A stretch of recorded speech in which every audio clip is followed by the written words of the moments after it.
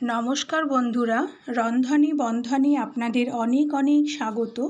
আজকে দেখাবো অত্যন্ত টেস্টি আর হেলদি একটি রেসিপি, গন্ধরাজ ভেটকির রেসিপি। সেজন্য প্রথমে 1 ইঞ্চি আদা আর 3টে কাঁচা লঙ্কা খুব ভালো করে ধুয়ে একটা পেস্ট বানিয়ে নিতে হবে। তারপর নিয়েছি 5 টুকরো ভেটকি মাছ। ভেটকি মাছগুলোকে নুন হলুদ দিয়ে মাখিয়ে রেখেছি। এরপর নিয়েছি একটা গন্ধরাজ লেবু। আমি লেবুর থেকে জেসটা বার করে নেব। দেখুন আমি কিভাবে জেসটা বার করছি। ওপর থেকে নিচে ঘষে ঘষেই বার করতে হবে। আপনারা কিন্তু ওপর নিচে দুভাবেই ঘষবেন না, তাহলে জেসটা একদম তেতো হয়ে যাবে। আর খুব আলগা করে ঘষবেন, আলগা করে ঘষলেই ওপরের বাইরের ওই সবুজ অংশটা বেরিয়ে আসবে। খুব জোরে জোরে ঘষবেন না, তাহলে জেসটা একদম তেতো হয়ে যাবে। আর খেয়াল রাখবেন ভেতরের সাদা অংশটা যাতে না বেরিয়ে আসে, তাহলে কিন্তু জেসটা একদম তেতো হয়ে যাবে। আরেকটা কথা খেয়াল রাখবেন, একই জায়গা থেকে বারবার ঘষা যাবে না।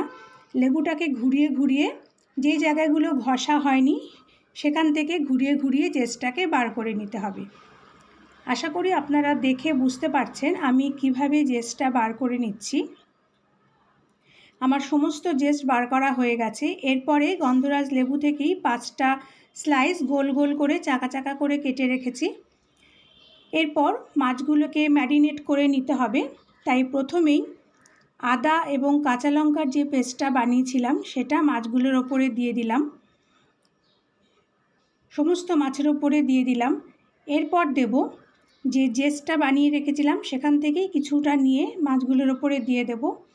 এরপরে এই আদা কাঁচা লঙ্কা বাটা আর এই গন্ধরাজ লেবুর জেস দিয়ে মাছগুলোকে খুব ভালো করে মাখিয়ে নিতে হবে।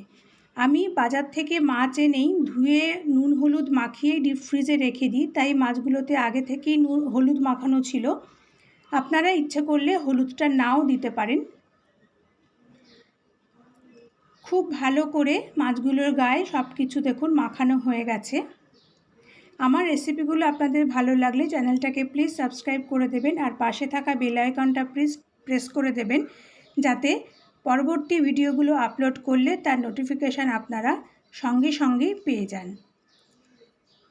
এরপরে মাছগুলোতে দিয়ে দেব গন্ধরাজ লেবু থেকে একটা স্লাইস কেটে নিয়েছি, সেখান থেকে লেবুর রস চিপড়ে দিয়ে দেব। এই ধরুন 2 থেকে 3 চামচ লেবুর রস দিলাম। এবার লেবুর রসটাকেও মাছগুলোর গায়ে খুব ভালো করে মাখিয়ে নিতে হবে। এই প্রিপারেশনটা করা যেমনই সোজা, খেতে কিন্তু তেমনই সুস্বাদু হয়। ভাতের সঙ্গে গরমকালে কিন্তু অসাধারণ খেতে হয় এই গন্ধরাজ ভেটকি। আমি ভেটকি মাছ দিয়ে করছি, আপনারা ইচ্ছে করলে রুই বা কাতলা মাছ দিয়েও করতে পারেন। এরপর মাছগুলোকে 10 থেকে 15 মিনিট ঢেকে রেখে দেব। তারপর নিয়েছি 100 টক দই।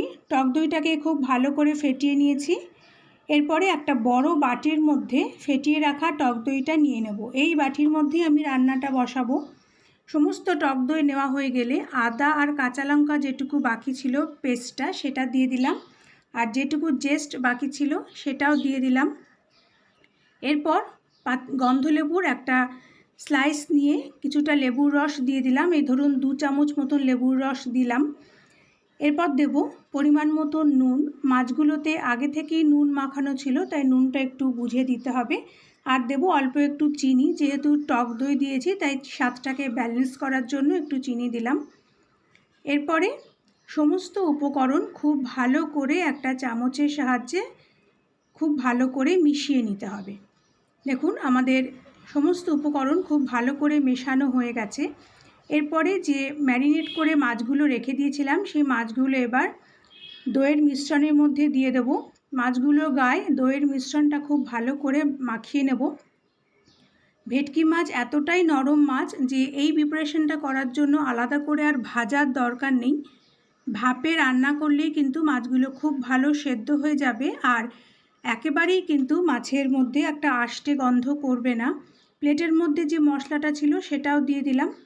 তারপর একটা চামচের সাহায্যে সব কিছু খুব ভালো করে মিশিয়ে নিলাম। আর মাছগুলোর গায়ে একটু দইয়ের মিশ্রণটা খুব ভালো করে দিয়ে দিলাম, যাতে প্রত্যেকটা মাছের ভেতরেই মশলাটা খুব ভালো করে ঢুকে যায়। এরপরে যে গন্ধরাজ লেবুর স্লাইসগুলো কেটে রেখেছিলাম প্রত্যেকটা মাছের ওপরে একটা করে স্লাইস দিয়ে দিলাম। এরপরে 4টে কাঁচা লঙ্কা মাঝখান থেকে কেটে অর্ধেক করে রেখেছি, সেগুলো এক একটা লেবুর টুকরোর ওপর রেখে দিলাম। ঝালটা আপনারা আপনাদের স্বাদ অনুসারে দেবেন, কারণ এর আগেও 3টে কাঁচা লঙ্কা দিয়েছি, এখন আবার 4টে দিলাম। এরপর ওপর থেকে ছোট চামচের 2 চামচ সর্ষের তেল ছড়িয়ে দিলাম। আপনারা ইচ্ছে করলে 1 চামচ তেলও দিতে পারেন।